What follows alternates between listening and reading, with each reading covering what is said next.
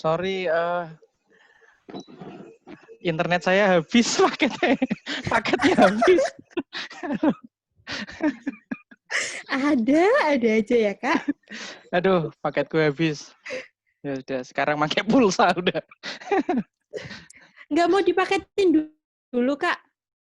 Udah otomatis aku pakai My Telkomsel.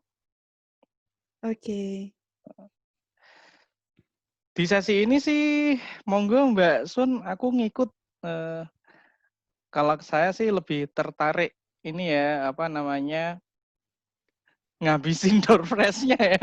Ini udah disiapin door prize-nya yang datang 16. Iya. Kalau aku sih lebih gitu. Iya, jadi begini teman-teman. Sebenarnya malam ini itu Kak Toha sudah menyiapkan 25 door prize. Tapi berhubung kita semua yang hadir di bawah 25 karena keterbatasan, ini Zoom meeting pertama kita juga. Insya Allah nanti semoga ada Zoom meeting selanjutnya dan pesertanya akan lebih banyak daripada yang sekarang. Ini ibarat kata percobaan. Dan ternyata teman-teman antusias, alhamdulillah. Pertama, ini door prize yang mana dulu Kak yang mau dikeluarin? Semua door prize-nya sama sih. Gini, jadi pertama apa ya? Apa kenangan yang paling membekas bagi teman-teman? Satu atau dua dulu Kak? Satu dulu. Boleh, monggo aja. 2 juga nggak apa-apa. Oke, 2. Apa yang membekas bagi teman-teman dan berapa lama di madrasah? Kemudian apa yang didapat dari madrasah? Mungkin bisa diceritakan? Siapa yang mau menceritakan? Ayo teman-teman, ada door prize serius. Ada door prize menarik dari Kak Toha. Aduh, error ya saya. Ayo, ada yang mau menceritakan?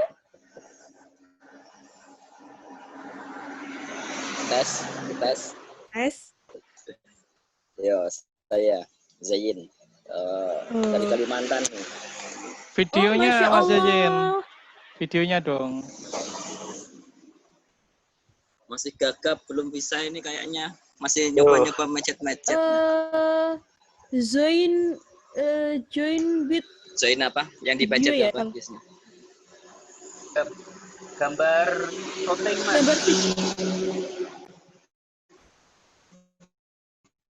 Gambar shooting di bawah, kiri bawah, nomor 2 kalau nggak salah. Sampingnya gambar mic. Gambarnya mic. Sampingnya gambarnya mic. Sampingnya gambarnya mic. Oke. Belum bisa ini.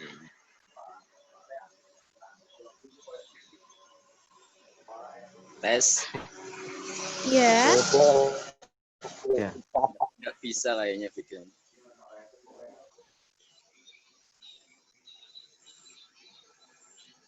Videonya nggak bisa. Saya masuk. Ahwan masuk.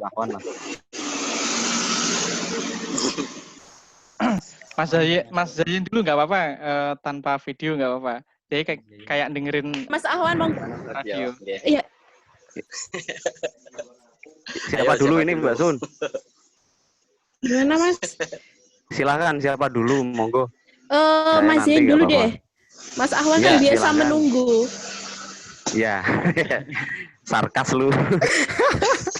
Sorry Mas, aku keceplosan. Itu kayaknya kode-kode ya.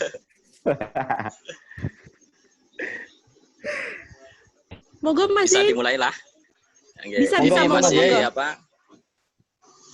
Dialeknya apa? Sudah 6 tahun mungkin di Kalimantan. Oh, Masya Allah, alhamdulillah. Tahun ini nggak bisa pulang ya, oleh karena corona ini. Mungkin yang saya ingat pas siapa yang ajar Pak Sofwan kalau nggak salah itu. Suatu hari itu beliau itu menceritakan tentang bab sholawat. Itu yang menjadikan saya itu bisa di Kalimantan sampai saat ini. Saya di Kalimantan itu istilahnya nopo nguri-nguri masjid Nggih, jadi apa ya, jadi imam masjid, jadi apa, untuk muasis TPA di sini. Saya sudah bertahun-tahun mengamalkan sholawat. Tiap harinya itu kurang lebih sekitar 10 ribuan lah. Oh, Masya Allah, Jadi, Alhamdulillah. Kata-kata Pak Sofwan itu saya amalkan sampai sekarang, dan ya menjadi saya saat ini. Saya sampai merinding saya berkata-kata seperti ini. Saya bicara merasakan manfaatnya dari apa yang disampaikan Pak Sofwan. Mungkin itu saja yang bisa saya sampaikan. Terima kasih. Sama-sama, terima kasih, Masya Allah. Semoga teman-teman yang lain, terutama saya, bisa Kalimantannya mana itu, Mas? Di Katingan, yang sebelahnya antara Sampit sama Palangkaraya. Kalau pertengahan Sampit Palangkaraya. Di Katingan. Kalimantan Tengah. Katingan. Kalimantan Tengah berarti. Iya. Nggih. Mungkin ada pertanyaan lagi dari teman-teman. Kalau tidak, saya lanjutkan ke Mas Ahwan. Enggak. Mau tanya dulu sama Mas Zain. Oh, monggo. Ya. Waktu itu pelajaran apa dan aliyah atau MTS, Mas Zain? Aliyah. Saya satu liting sama Mas Aan. Satu kelas sama Mas Aan dulu tuh. Nggih. Mas Aan Mati, itu siapa? Mas Aan tuh. Aan adik sampean. Oh. Generasi terburuk itu. Nggih, satu liting pokoknya. Biasanya Pak Sofwan kan ngajar sambil biasanya kan nyampaikan kayak istilahnya cerita-cerita atau apalah istilahnya. Jadi motivasi saya jadi seperti ini. Bisa cerita kok bisa sampai Kalimantan itu cerita kerja atau belajar atau berapa? Awalnya itu kan Ustadz atau kiainya di sini itu kan dari Jawa Timur, dari Tulungagung kalau nggak salah, meninggal ceritanya. Sedangkan sebelah rumah saya itu kan sudah ada berapa tahun di sini, sebelah rumah, dekat rumah itu minta saya untuk ngisi TPA yang kosong istilahnya dulu ya. Merintisnya ya belum TPA, TPG, masih masih ngaji di langgar biasa seperti itu, klasikal gitu. Habis maghrib, karena oleh dorongan dari teman-teman dan masyarakat ada disengkuyung bareng lah istilahnya. Jadilah TPA, dapat bantuan 3 kelas. Ini mau bikin masjid, dulu kan ya langgar mau dijadikan sudah berjalan 4 tahunan lah dijadikan masjid. Ini karena pinggir jalan raya Trans Kalimantan nggak bisa diperlebar lagi, tanahnya udah sempit, dapat hibah. Ini udah proses 1 kali kalau multi years 3 kali kan dapat bantuan dari pemerintah kemarin tuh fondasi sama tiangnya sudah berjalan, alhamdulillah. Sudah cair, sudah dikerjakan sama kontraktornya. Mohon doanya, mudah-mudahan bisa segera terbangun masjidnya. Amin. Supaya syiarnya Islam di sini. Soalnya sini itu campur, ada yang Islam, ada yang Kristen, ada yang Hindu Kaharingan lah istilahnya, kepercayaan orang Kalimantan di sini itu namanya Kaharingan. Karena zamannya Pak Harto kan direduksi jadi Hindu. Kepercayaan orang Kalimantan di sini. Nggih. Jenengan aslinya mana, Mas? Sidomulyo, Nanggungan. Sebelahnya Klumpit, pojok Nganguk. Oh iya. Iya, Mas Zen. Nggih.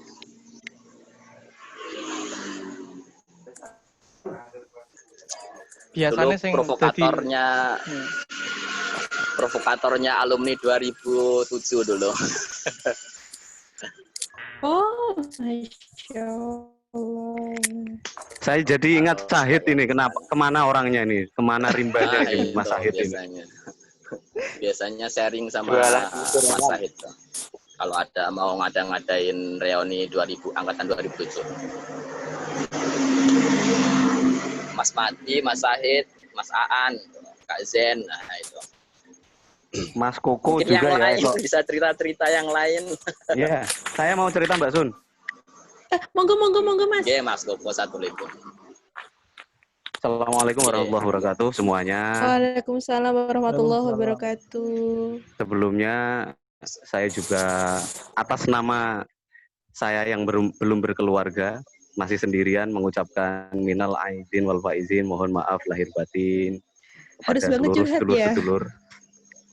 Ya biar jelas gitu loh, nanti nggak digasai. Monggo lanjut. Ya, saya mau cerita satu pengalaman yang cukup mengenang di MMH. Saya pikir kenapa saya bersekolah di MMH juga tidak lepas dari sejarah keluarga saya sendiri, orang tua saya, kakak-kakak saya yang juga nyantri di MMH, ada yang dari TK sampai aliyah. Tapi saya tidak seberuntung itu, saya hanya sampai MTS. Ada pelajaran yang saya masih ingat itu, yang paling membuat saya kadang baru nyadar pelajaran yang pada saat itu yang saya terima itu nilainya itu terjadi sekarang. Jadi suatu hari itu saya yang tergolong anak yang baik-baik gitu kan, berangkat sekolah tidak pernah terlambat, selalu ikut perintah guru dan sebagainya. Suatu hari itu punya niat jahat. Kalau tidak salah itu kelas 1 MTS. Mungkin karena bosan disiplin dan sebagainya, saya satu kelas itu ngajak teman-teman untuk kalau istilahnya itu bolos atau melurut pada saat itu. Pada hari Minggu pagi, pada saat itu saya mimpin beberapa orang, satu kelas itu bolos, mandi di sungai belakangnya madrasah itu, sungai di jembatan itu loh, jembatan Gerajalan itu. Saya pikir pada saat itu ya aman-aman saja karena tetapi untuk kalian itu suaranya tidak bisa didengar oleh dosen. Halo? Iya ya. Siapa yang lagi kuliah online siapa itu?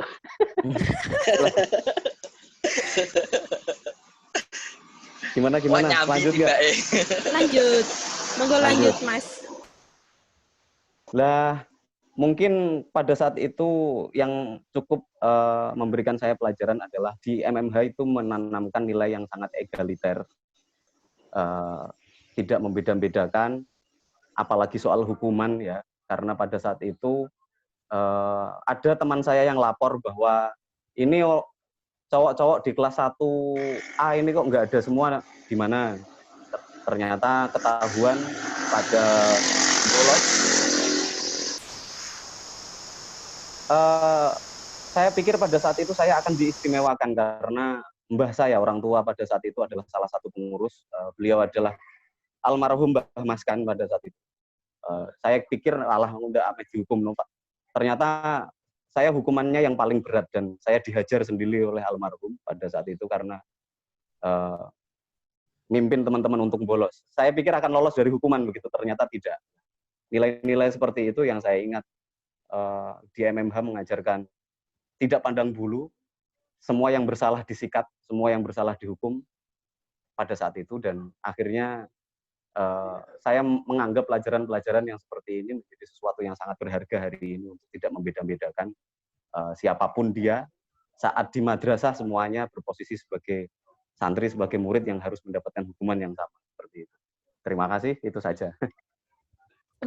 Luar biasa sekali Anda. Dari dulu udah pintar-pintar, bagus-bagus. Dari dulu sudah sering bolos. Karena tadi iya, dari dulu sudah sering ulah, sampai sekarang juga bikin ulah, Masya Allah. Iya, itu saya digebuki itu sama mbah saya, itu nggak bahan-bahan, nggak cuma dijewer atau dijiwet, digebuki. Oh iya, dulu dari tadi kita belum sempat mengirimkan doa untuk pengurus-pengurus kita, baik yang beliau yang sudah wafat maupun pengurus-pengurus kita yang sekarang. Monggo Mas Zen boleh dipimpin doa dulu untuk mengirimkan Ya. surat Fatihah dulu kepada pengurus-pengurus kita. Mas Zen masih connect?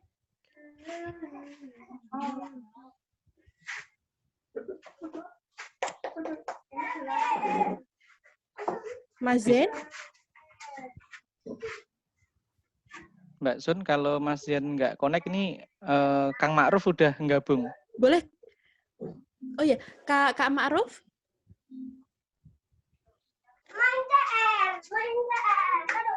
Kak Ruf? Belum ada suaranya, Kak Toha.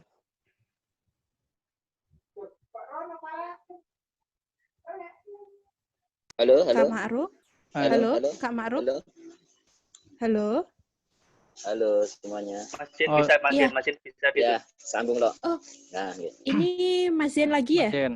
Nggih. Mas Zen, boleh minta tolong dipimpin untuk doa dulu? Doa untuk pengurus-pengurus. Fatihah kah? Singkat nggih. Iya. Iya. Fatihahnya. Bismillahirrahmanirrahim. Alhamdulillahirabbil alamin. Bismillahirrahmanirrahim. Muhammad sallallahu alaihi wasallam wa ala alihi wa muslimin muslimat.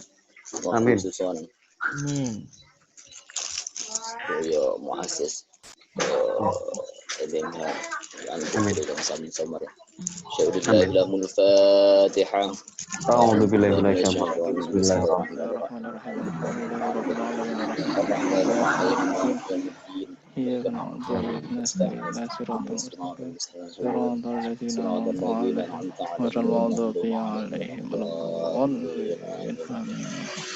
kasih ya. Sambung yuk. Nggih. Amin. Selanjutnya, Terima kasih. next. Sama-sama. Ternyata baru dari 2 alumni kita saja kita sudah banyak mengambil pelajaran. Yang pertama tentang bagaimana sholawat itu bisa merubah apapun yang kita inginkan. Yang kedua tentang hukuman yang sama, walaupun tidak memandang bulu siapapun itu bukan seperti hukum sekarang ya. Baik, sebelum kita bernostalgia lagi dengan masa-masa di Madrasah Matoliul Huda, boleh dong sekarang mungkin yang masih berada di madrasah bisa menceritakan sedikit tentang bagaimana perkembangan madrasah sampai saat ini. Boleh Pak Raufik, monggo.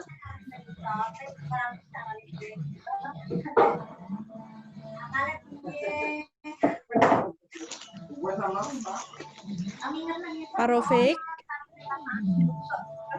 biar teman-teman yang sudah jarang lagi berkunjung ke madrasah bisa mengetahui bagaimana perkembangan madrasah sampai saat ini. Mohon dimaklumi Mbak Sun, HP-nya Pak Raufik itu yang paling jadul, butut dan jelek sekali itu. Masih belum connect berarti ya Mas Ahwan? Iya. Mbak Sun, aku nyambung yang Kang Zen tadi ya. Oh, boleh Kak, monggo. Karena gini ya, sebenarnya menarik memang menurut aku ya. MMH itu unik menurut dari pandangan saya pribadi ya, MMH itu unik. Dari sisi kualitas dan fasilitas pada zamannya itu jauh kalah lah dengan sekolah-sekolah lain. Kalau menurut aku itu. Karena itu kalau sangat aku sederhana lah. Iya, kalau aku pribadi Mbak Sun dulu waktu lulus MTS itu sebenarnya aku udah diterima di SMA 1 dulu. SMA 1 Pati kan dulu favoritnya kan SMA 1 Pati ya. Dulu udah masuk di sana, cuman gara-gara bapaknya Raufik sebenarnya. Jadi bapaknya Raufik memberikan beasiswa 1 tahun. Gitu. Oh. Rayuan beasiswa. Rayuan maut. Tapi sebenarnya keputusan saya untuk kembali ke MMH itu dari Pak Widiatmoko sih, guru matematika saya. Nasihat beliau, saya waktu itu sih pede banget ya ketika sudah masuk di SMA 1 itu aku beranggapan mampu gitu. Tapi ternyata pandangan Pak Wid itu beda. Pak Wid mengatakan belum tentu macan ketika berada di kandang macan itu dia bisa mengaung gitu. Maka sesekali juga perlu macan itu berada di kandang kambing gitu. Wah. Nah, aku tidak Kak. jadinya aku sadar diri aja sih sebenarnya. Berat itu, tapi syarat makna. Sebenarnya aku kata-katanya berat ya. Ya, sebenarnya aku sadar diri aja bahwa sebenarnya Pak Widiatmoko itu pengen mengatakan kamu itu belum macan, kamu itu masih di level kambing itu, nggak usah sok-sokan mau masuk kandang macan itu. Ya jujur aja dulu itu logika saya terlalu kuat Mbak Sun ketika fasilitas ini kurang, ya kan, apalagi status madrasah aliyah saya nggak tahu sekarang statusnya gimana ya. Dulu itu hanya diakui.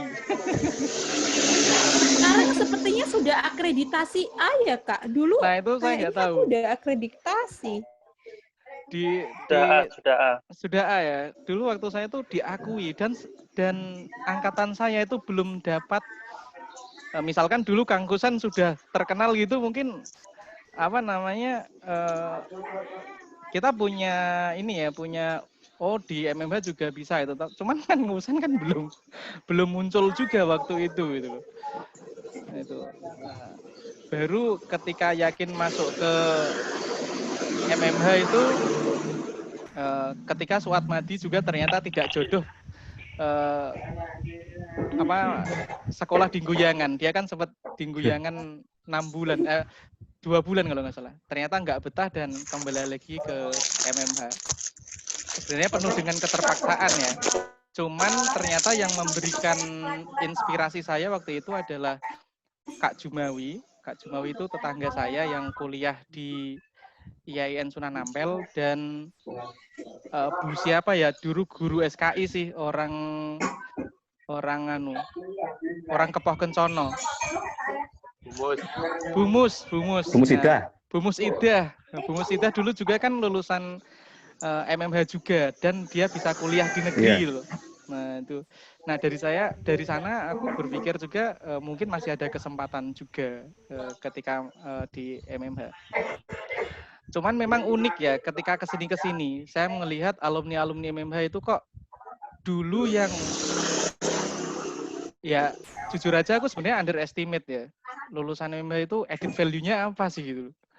Tapi kesini itu berbeda, aku ngelihatnya beda ternyata.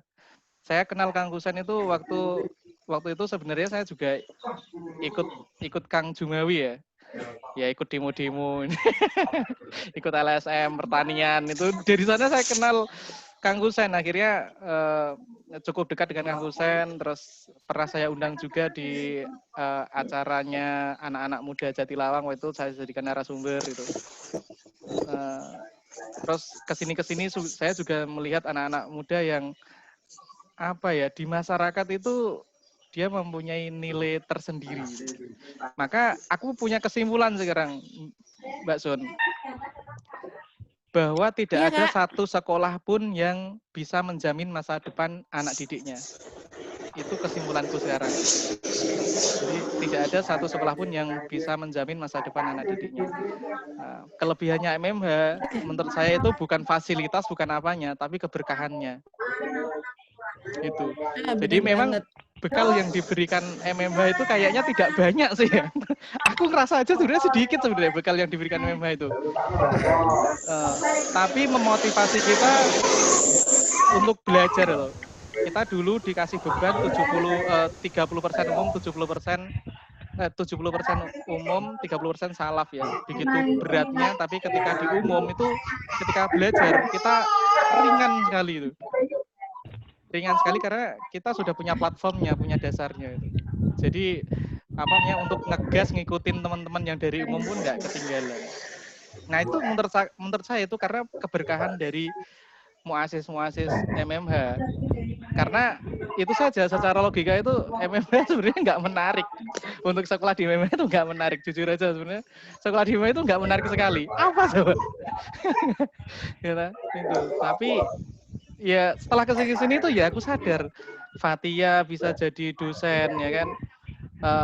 Kang Saiful Ma'arif, dia marketing di Daihatsu. Tidak kalah dengan yang lulusan-lulusan umum lain itu. Itu kalau bukan karena sesuatu yang edit value yang lebih yang secara logika itu nggak masuk, itu nggak mungkin. Yaitu salah satunya adalah menurut saya tadi yang disampaikan oleh Kang Zen ya. Yaitu dia mendapat sholawat. Saya sebenarnya juga sama seperti Kang Zen, Mbak Sun. Jadi waktu saya kelas 3 MTS waktu itu ceritanya, mungkin ini pengalaman spiritual aja ya. Saya tuh sangat kagum sekali dengan Pak Nur Aziz. Pak Nur Aziz itu ngajar saya bahasa Jawa. Kelas 2 MTS ngajar saya kesenian. Kelas 3 MTS ngajar saya hadis. Lah itu aneh sebenarnya, disiplin ilmu beliau itu apa? Nggak jelas. Disiplin ilmu guru di MMH itu nggak jelas semua sebenarnya. Contohnya Bu Firhaton ya. Bu Firhaton apa? PAI. Tapi kalau ngajar matematika enak sekali. Beda sekali dengan ini aku merasa berdosa ya. Dulu ada guru yang didatangkan dari SMP Lunggoh, SMP Kepoh ya. Bu siapa saya nggak tahu, masih di MMH atau tidak. Ngajarnya tuh nggak paham sama sekali. Nggak bisa memahamkan sama sekali. Padahal guru negeri. Tapi saya diajar Bu Firhaton itu paham. Itu. Istrinya Pak Sadun, Bu Sofaati, ya kan? Kelas 1 ngajar saya kimia, kelas 2 ngajar saya bahasa Inggris loh. Ini disiplin ilmunya nggak jelas semua. Sebenarnya kita di sini sebenarnya produk gagal semua sebenarnya. Diajar bukan ahlinya. Udah, menurut saya jujur aja, kita semua lulusan MMH ini produk gagal sebenarnya. Produk gagal dalam artian kita tidak dididik oleh orang ahlinya. Tapi itu tadi kembali menurut saya. Mungkin itu berkahnya dari keberkahan ini ya, keberkahan dari muasis MMH dan ketika mendirikan MMH itu dengan tulus ya. Saya kembali ke tadi ya, pengalaman spiritual saya itu waktu sama Pak Nur Aziz. Ketika mata ujian itu saya pegang betul sampai sekarang bahwa ini pesan Pak Nur Aziz kepada saya, bukan kepada saya sebenarnya, kepada siswa, cuman bagi saya pribadi itu sangat menyentuh. Kalian, ini di bahasa Indonesia ya, kalian sudah besar, yang biasanya makan 2 piring harus dikurangi 1 piring. Nah itu.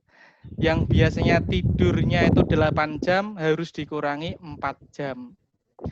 Tapi ada satu poin yang ditekankan Pak Nur Aziz itu. Saiki ini wis gede, wis aliyah. Sekarang sudah besar, sudah mau aliyah. Mulai saiki kudu duwe amalan istimewa.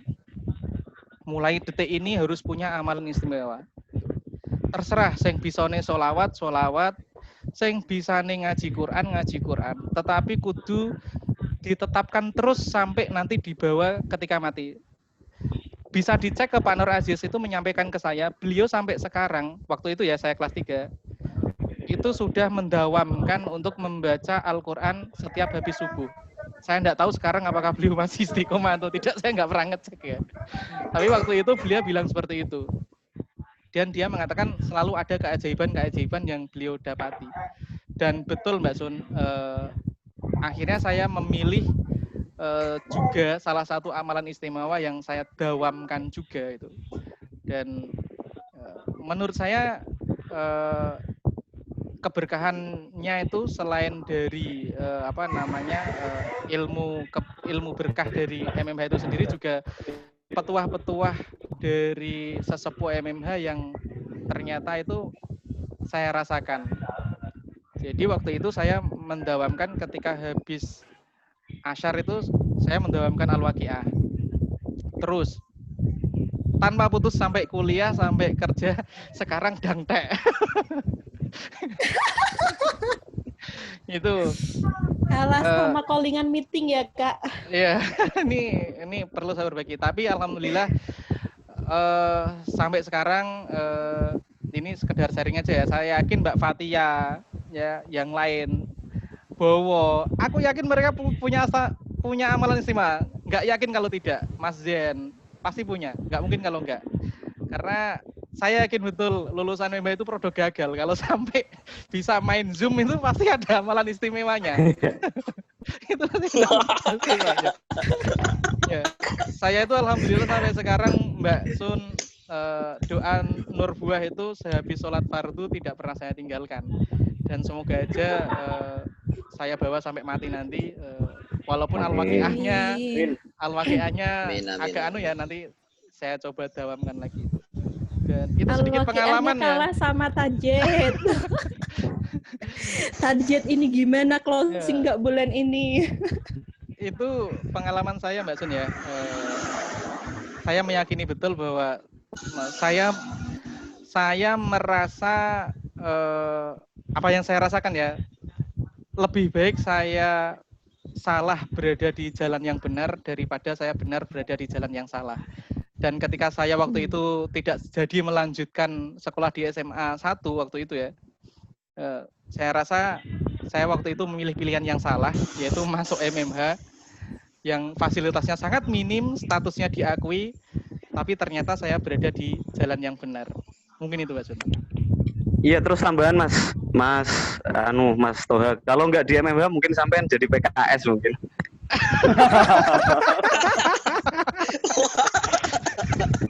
Itu Bisa gongnya, jadi. itu gongnya. Makanya kalau Mbak Sun mau nanya nih ya, Kang Husen, siapapun yang ada di sini lah, Mas Zahid, Arofat, ya pasti mereka punya amalan istimewa. Nggak mungkin kalau tidak. Jujur saja udah, pasti ada mereka. Aku karena di amalan istimewa. Luar biasa. Berarti Kak Toha juga dulu awalnya di MMH yang MA-nya terpaksa ya? Terpaksa, itu saksi sejarahnya itu Mbah Wan. Iya. Saya itu dirayu Mbah Wan beberapa kali untuk sekolah di mondok sebenarnya. Mbah Wan mengarahkan saya untuk mondok, cuman saya sudah tidak suka mondok itu ketika dulu waktu lulus SD mau mondok itu nggak boleh bapak saya, disuruh ke MMH saja itu. Cuman ketika mutung ya Kak ceritanya. Ya, ketika sudah lulus MTS maunya ke ya karena waktu itu aku senang matematika, pengen ngembangin matematikaku di sekolah yang bener lah itu. Ternyata nggak boleh waktu itu. Ya ibu sih, terutama ibuku kok ngelarang. Aku nek wis karo ibuku iki ya yo. Enggak berani, jangan gitu. Ya, itu. Dan faktor utamanya yaitu mungkin bisa ditanya itu ke bapaknya Rofik tuh. Saya dikasih beasiswa 1 tahun. 1 tahun itu ya. Kelas pertama dikasih seragam biru muda dan putih dan seragam seragam pramuka. Sama saya pramuka, sama Suat Madi ya. Saya Suat Madi, sayangnya Suat Madi belum masuk nih. Suat Madi sama nggak jadi di mana itu? Di Guyangan dia kembali ke MMH itu sama, dapat beasiswa 1 tahun terus dapat seragam juga. Oh, luar biasa. Oke, itu sedikit nostalgia tentang kenangan yang tercipta di madrasah. Sekarang Pak Rofik sudah bisa gabung belum ya? Saya mungkin saya pribadi dan teman-teman semua juga ingin mendengar bagaimana perkembangan madrasah sampai saat ini. Belum, kenangannya ditambah nggak?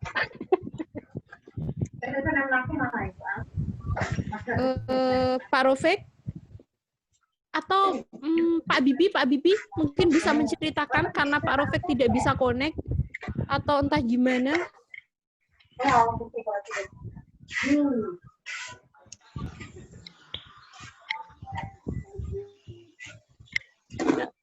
Kenangan lagi aja kalau belum connect, Mbak. Ya. Dilanjut kenangan lagi ya Pak Hu. Konek ya biar kenangan lagi gitu. Ayo siapa yang mau menceritakan kenangannya? Halo Mbak Sun. Ya, monggo. Mungkin aku nggak kekenangan sih. Kayaknya ini lebih ke Fadilah ya kan. Oh, iya, monggo, Ini siapa monggo, ini? monggo, Mas. Siapa Halo, ini? Mas Zen.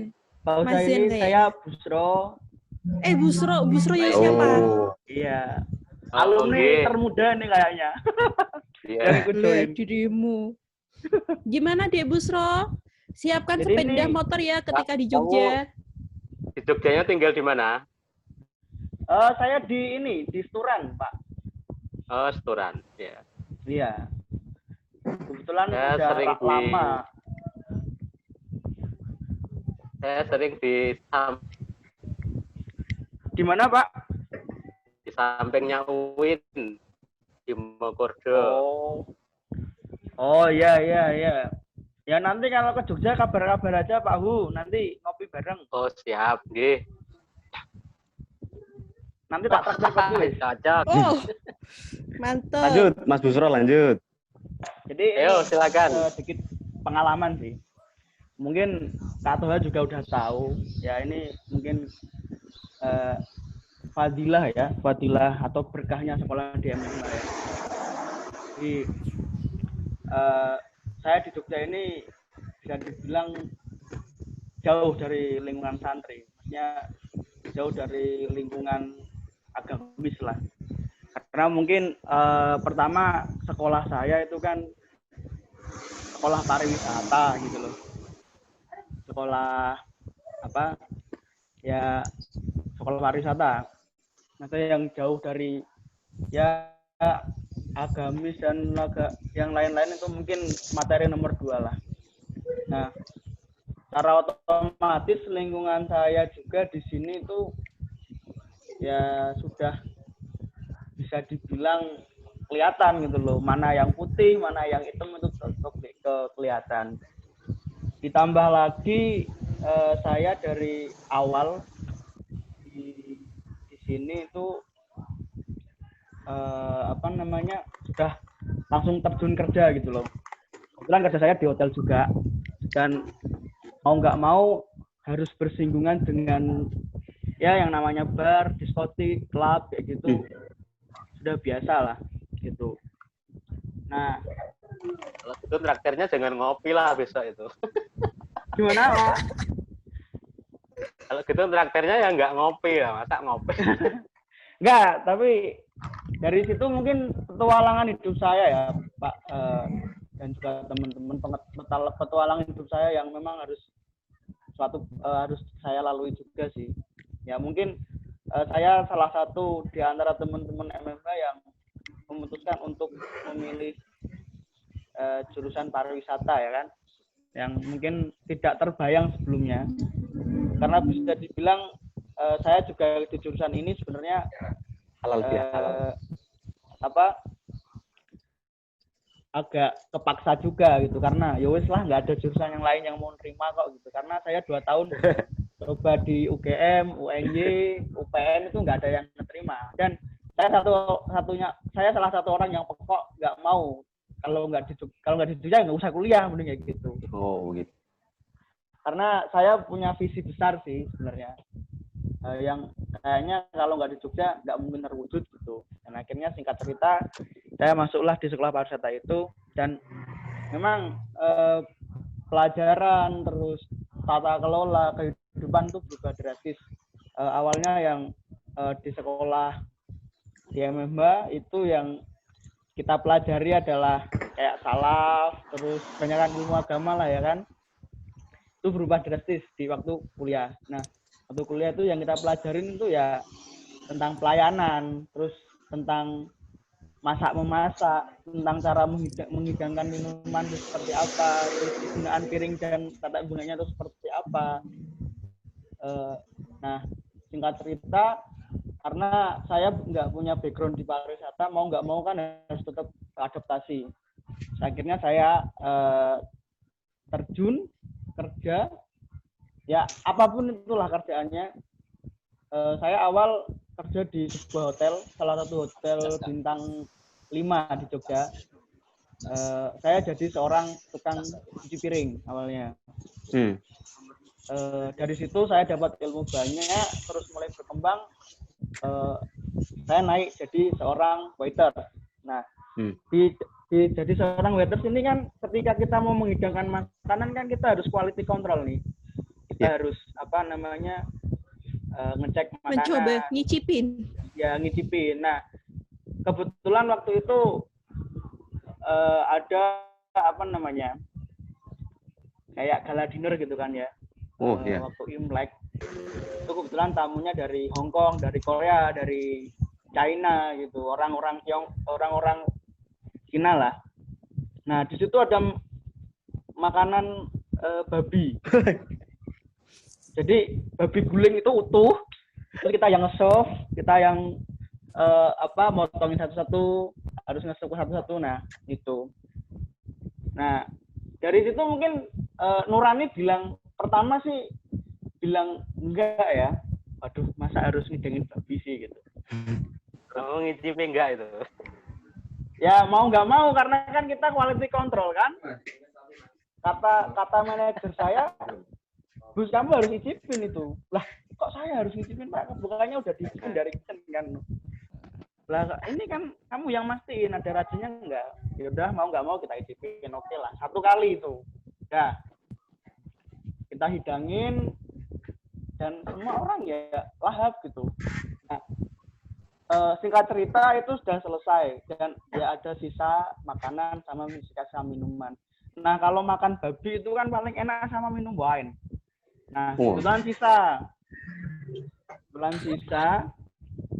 Terus akhirnya ya karena aku kan nggak suka minum kan ya. Nggak suka minum. Terus cuma ngeliatin aja kok diminum ya. Kayak gitu. Ya. Nah, di lain sisi itu, di lain waktunya itu mungkin kayak sholat, kayak ibadah lain itu susah gitu loh. Karena kalau sudah kita ngomongin event di dalam satu hotel itu kita nggak peduli itu mau sholat Jumat, mau sholat 5 waktu itu, ya itu nomor sekian gitu loh. Nah, itu berlarut-larut sampai saya kelas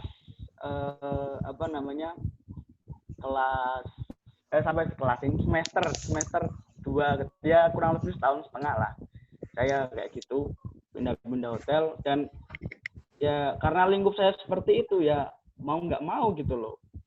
Akhirnya dari situ mulailah kenal dunia bar, mulai kenal dengan dunia hospitality yang lain kayak gitu karena memang itu sudah yang kita pelajari ya mau nggak mau. Terus dalam kuliah juga kita harus mengidentifikasi makanan, cara memasak gimana, terus ngicipin minuman kayak gimana kayak gitu. Nah, dari situ mungkin saya nggak pernah sholat malam gitu. Dulu waktu zaman SMA masih sering sih tahajud, masih sering ya wirid-wirid yang dikasih dari sekolah dulu lah, masih sedikit gitu loh, masih yang diamalin. Tapi semasa kuliah itu enggak, sholat aja jarang. Terus lebih senengnya itu ya kerja-kerja kayak gitu. Nah, singkat cerita di tahun kedua saya di Jogja saya pindah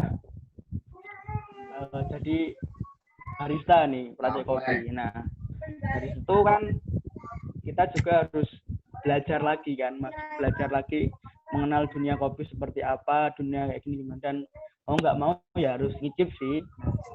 Dari itu mulai jauh.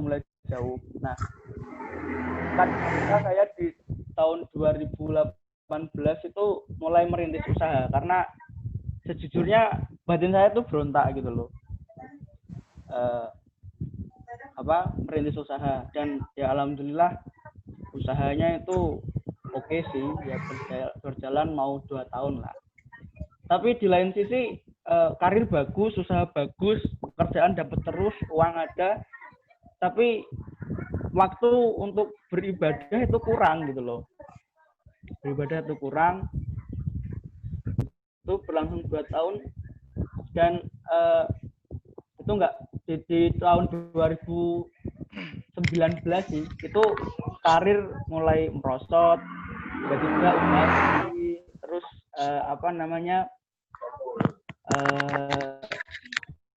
segala sesuatunya surut gitulah. Nah di situ saya kok gimana ya, karena kan saya kalau berpikir itu mengandalkan logika, nggak pakai hati lagi, istilahnya kayak gitu. Akhirnya ada di suatu titik saya benar-benar nggak punya apa-apa, pekerjaan nggak ada, bisnis hancur, terus ya hampir bunuh diri lah pokoknya. Ya kayak gitu Mas Awan, pokoknya lah gimana Ini pengakuan dosa. utang di mana-mana, terus nggak ada pemasukan gitu kan. Nah itu kayak hatiku keras gitu loh. Akhirnya suatu ketika saya tuh tidur kayak ada yang bisikin gitu. Bisikinnya simple sih, nggak ribet, cuma le Halio dolanmu tuh wes kadoan kayak gitu. Dan suaranya tuh nggak asing gitu loh, kayak pernah denger tapi gimana gitu loh. Itu mimpi pertama nggak tak gubris, aku bodo amat. Tapi seketika itu juga aku sholat, tapi sholatku tuh berdoa sama Allah itu nggak minta pengampunan, tapi malah minta kayak protes gitu loh. Aku tuh udah bekerja keras ya Allah, aku udah kayak gini kenapa kamu kasih seperti ini. Nah itu mimpi pertama. Terus selang 3 hari itu saya tidur lagi sama suara yang sama, dan saya nggak asing, kayak tari suara siapa ini. Terus itu masih bodo amat aku. Nah singkat cerita selang 4 hari itu pas hari Jumat malam itu ada suara seperti itu. Terus tiba-tiba dalam mimpi itu ya saya itu kayak disidang gitu loh sama guru-guru MMA semua. Itu terlihatnya tadi itu ada Mbak Wan, ada kayak gitu, ada Pak Nur Aziz, ada Pak Zaini, ada Pak Ngardi, semua dari guru MTS sampai aliyah itu saya kayak dihukum, kayak ditakzir gitu, kayak dijewer gitu. Ya dibilangin, maksudnya duniamu itu sudah terlalu jauh, kamu harus eling, kamu asalmu dari mana, terus niatmu ke sini tuh mau apa gitu, masih banyak jalan yang lain kok. Nah seketika itu aku bangun terus nangis, aku terus nangis, keinget. Terus dari situ aku terus konsultasi sama bapak ibu, terus cari nelpon sama beliau yang di sana. Ya itu memang ya mungkin isyarat ya kan, bahwasanya keterkaitan batin antara siswa sama guru itu ada gitu loh. Dan itu ya pengalaman yang luar biasa banget bagiku. Nah, setelah itu aku mulai ya kembali lagi, maksudnya sholat diperbaiki, terus amalan-amalan mulai itu lagi, sholat malam gitu. Ya alhamdulillah mulai membaik lagi gitu loh. Pekerjaan sekarang dapat, terus segala masalah pelan-pelan itu hilang, peluang selalu ada terus. Itu luar biasa sih bagiku. Dan ya mungkin itu nggak akan pernah, maksudnya bisa tak lupain gitu loh. Ya poin-poinnya ya mungkin karena anak muda kan punya banyak ambisi, jadi ya tapi mengesampingkan namanya batin itu kan juga harus diasah terus kan Mas. Jadi itu sih pengalaman. Luar biasa, hampir menangis saya. Luar biasa sekali. Nah orang kan taunya kan aku di sini ya baik-baik aja, tapi enggak sih, ya banyak proses lah. Ini sekarang ya alhamdulillah dikit-dikit mulai ditata lah. Saya menjual alkohol kayak gitu. Sekarang senengnya itu ya sama kopi, lagi sakit gandrung sama kopi. Tahu traktirnya kopi ya, jangan minta yang aneh-aneh. Kalau makan oke lah, nggak apa-apa. Tapi kita cari yang halal-halal aja. Siap. Nanti kalau semisal ya teman-teman kalau mampir di Jogja bolehlah nanti kontak-kontak saya. Saya stay-nya di Ambarukmo sekarang. Oh, di Ambarukmo. Iya. Di Ambarukmo. Iya.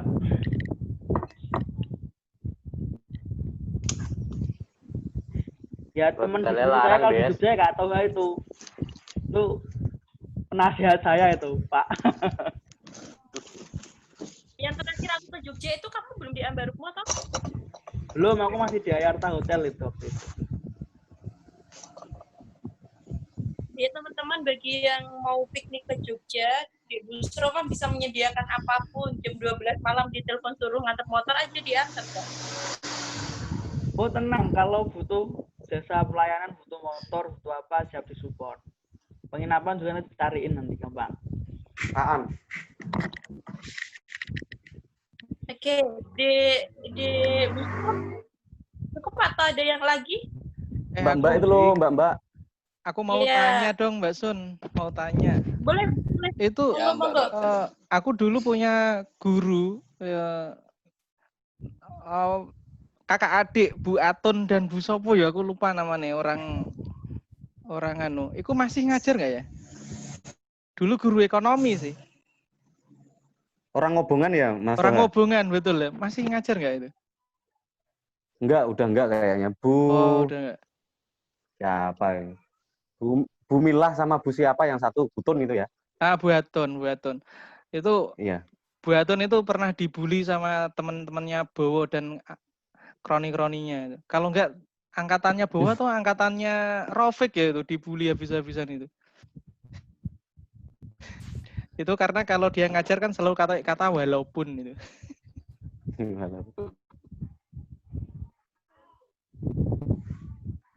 Jangan-jangan anu. Hari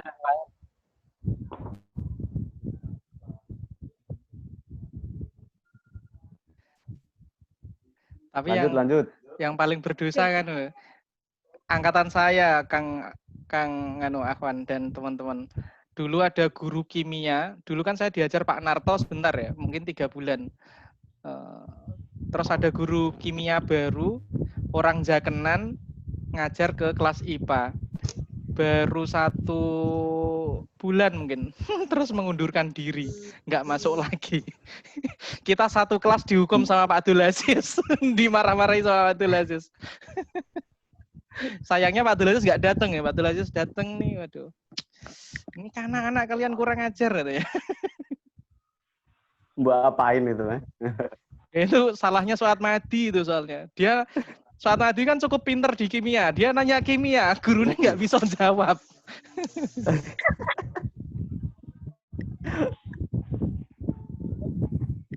Suat Madi itu pelakunya.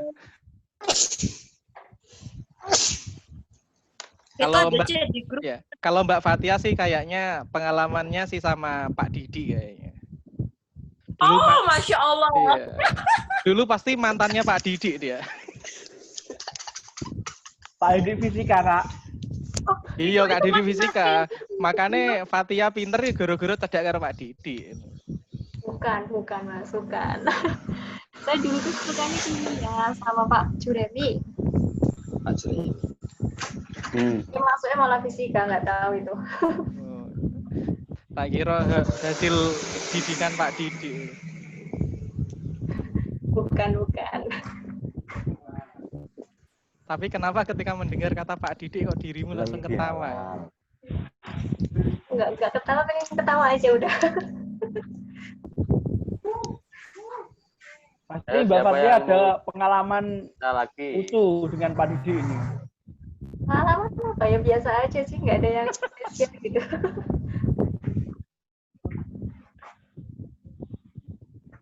Pak Didi udah nggak Mbak Fatia ngajar ya, cerita Pak? dong.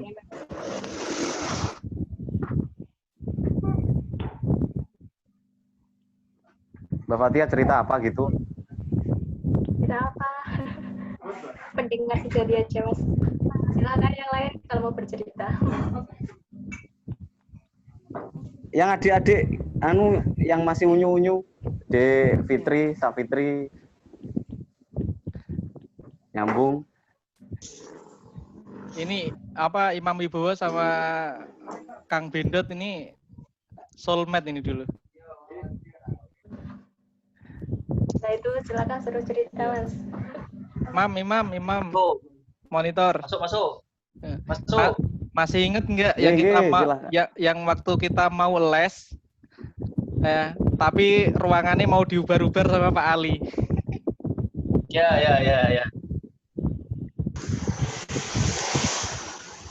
Bendot kuwi tersangkane, Mas. Nah ya kuwi, ketone intele ya Bendot kuwi ya. Oh, Bendot itu, Pak. Kamu niat-niat golek ilmu kok malah di malah itu.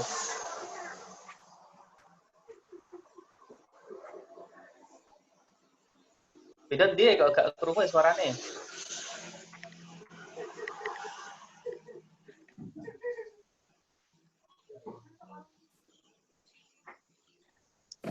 Dot.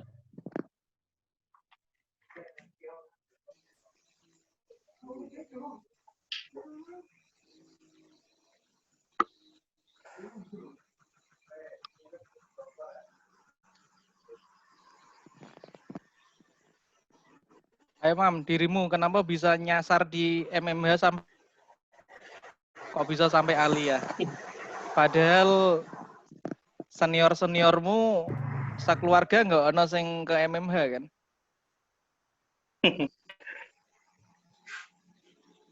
Apa ya?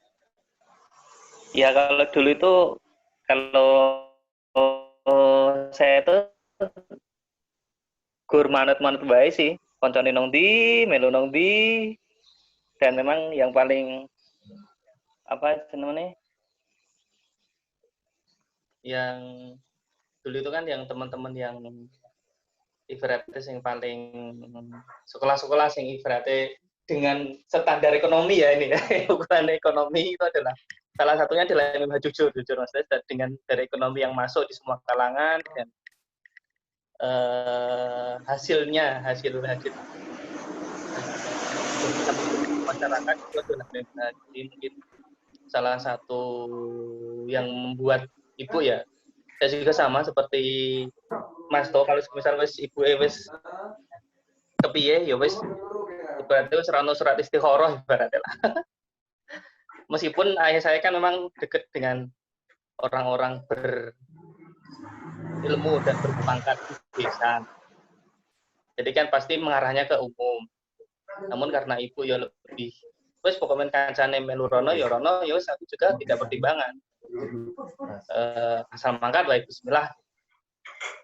Dan sampai MMH kalau nyambung dengan apa yang sudah teman-teman sampaikan tadi, kalau saya itu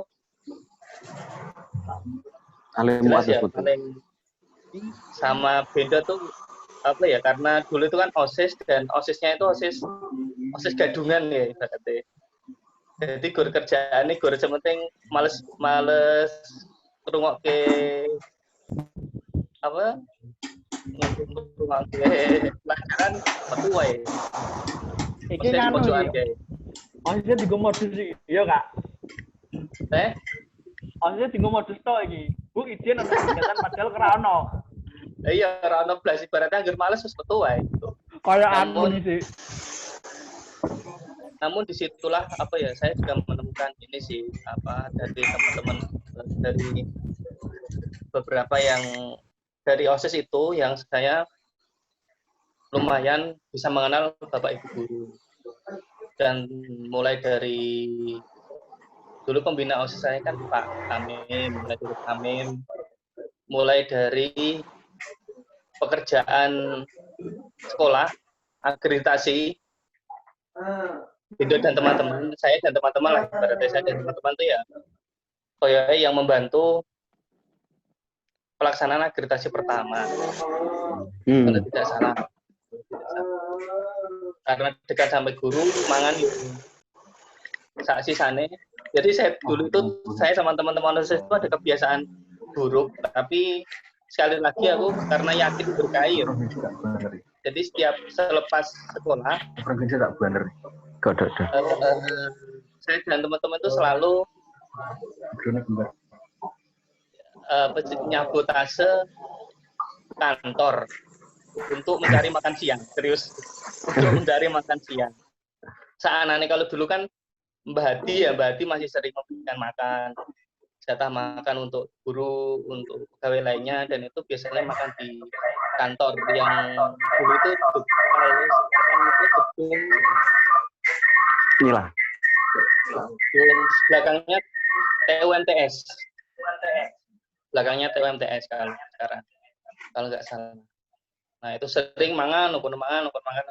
Singkat cerita, dekat beberapa guru, hampir semua guru, namun semua guru pasti yang memberikan apalah ya, ibaratnya ijazah lah. Orang ijazah ya apa ya, ibaratnya go duen-duen lah, ibaratnya go duen-duen.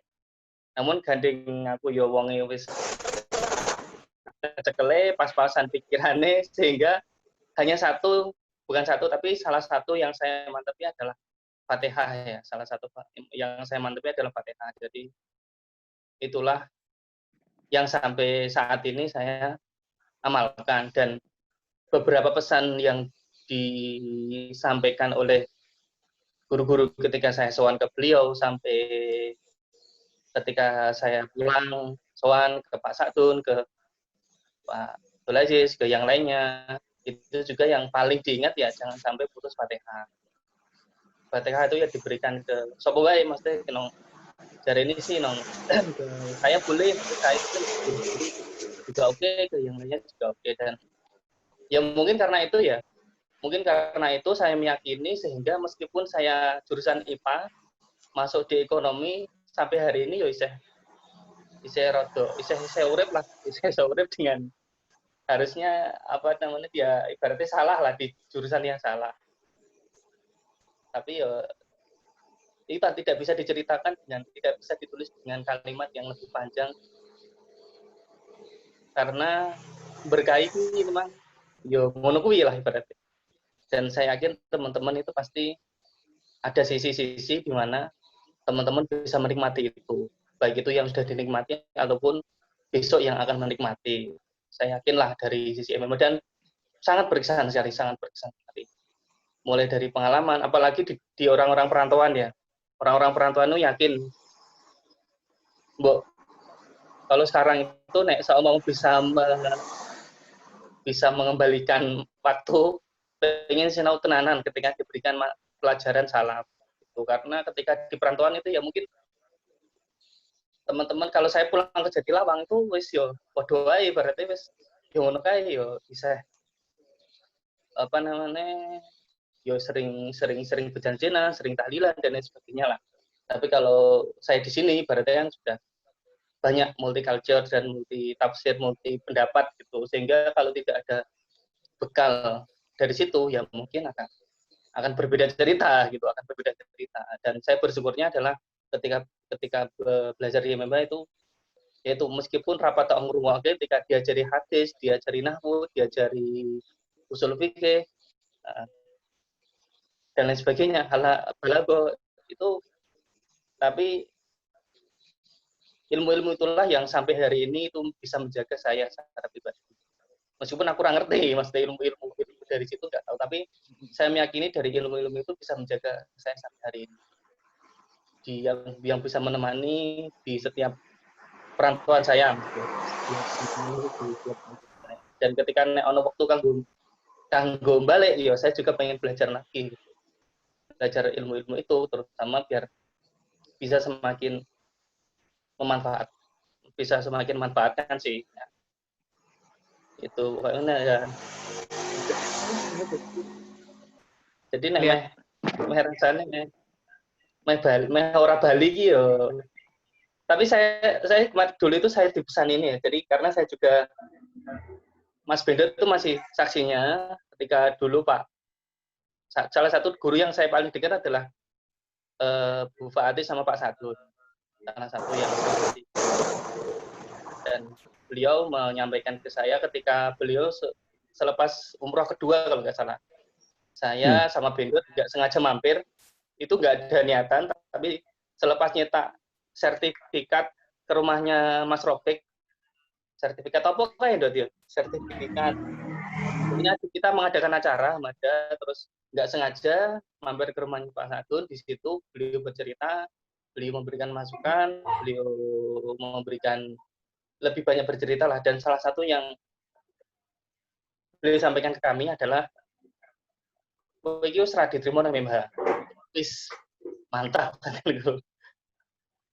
Tapi pengenku kowe iki dadi spion. Gitu. Kowe iki dadi spion kanggo sapa wae sing sekirane kuwi bisa membantu, terutama adik-adikmu sing saiki bisa sekolah. Sesuk umpama di saat itu saya sudah kuliah tapi lagi baru semester awal gitu. Itu beliau berpesan seperti itu, dan sampai hari ini saya ingat betul gitu bahwa ya memang ya ada peran masing-masing, ada juga ada perannya yang bisa mlebu secara langsung, namun untuk saat ini ya saya mengambil peran ya yang sesuai dengan apa yang disampaikan oleh nek iso bantu beberapa sing orang itu honorai bisa soalnya kendala sinyal ya ambil hikmahnya dari dosen.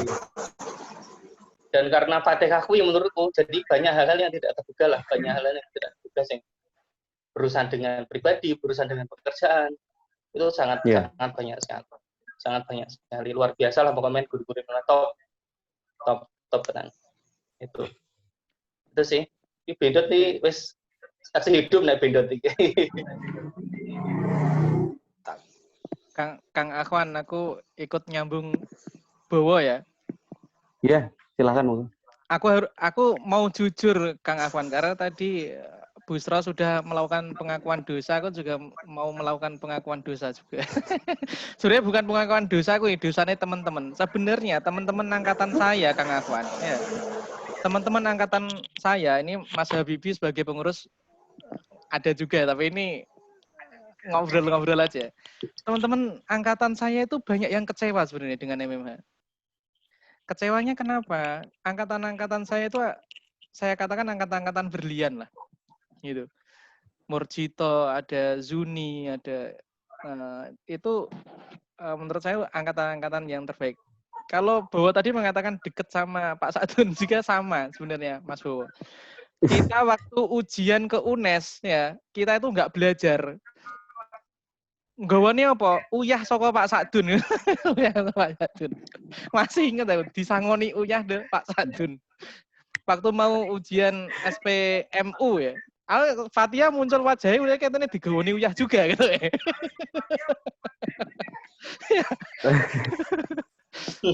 Aku tuh digawani uyah sama Pak Sadun. Jadi waktu mau ujian itu kita membuat lingkaran setan kayak ritual-ritual di luar negeri loh, ya manggil setan loh.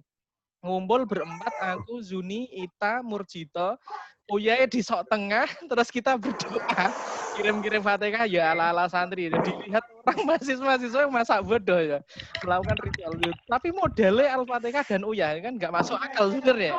Mau ujian SPMU, masuk UNES, tapi modelnya Uya sama Al-Fatihah. Itu sebenarnya nggak masuk akal juga Mas Bowo, bener itu. Itu cocok sama ceritamu. Ya. Dan sebagai spion itu juga sama. Ini ceritanya gini, Mas Akhwan dan Mas Habibi. Kecewanya kenapa? Teman-teman itu ketika lulus, mereka mendapatkan nilai-nilai kumlot dan lulusan-lulusan terbaik. Ketika pengen mengabdi di MMH, ini beneran. Bukan kita mencari pekerjaan ya. Ini aku mewakili teman-teman ya. Kita itu tidak tahu, Mas Habibi, kenapa di dalam hati kita, di hati saya dan hati teman-teman itu, gumandul untuk pengen kembali ke MMH. Ada rasa itu. Mungkin yang dirasakan Bowo juga sama. Ada rasa gumandul untuk seneng gue nek kembali ke MMH itu, mengabdi ke MMH dan berbagi ke MMH. Cuman sayangnya waktu itu saya alami waktu itu ya mungkin ada lah oknum di dalam MMH itu yang cara menolaknya itu tidak dengan cara yang baik ya. Dengan cara yang ekstrim nih, Bowo saksi hidup juga ya, Bowo. Saya ditolak di MMH, ini saya pribadi ya. Saya ditolak di MMH tapi saya diterima di baik di mana? di Tegalwiro. Jadi waktu itu saya ada project dengan Bowo dan teman-teman, ditolak di MMH, tapi saya diterima dengan sangat baik di Tegalwiro. Begitu juga dengan teman angkatan saya yang ketika lulus, ketika mau masuk ke MMH ya. Ketika mau masuk ke MMH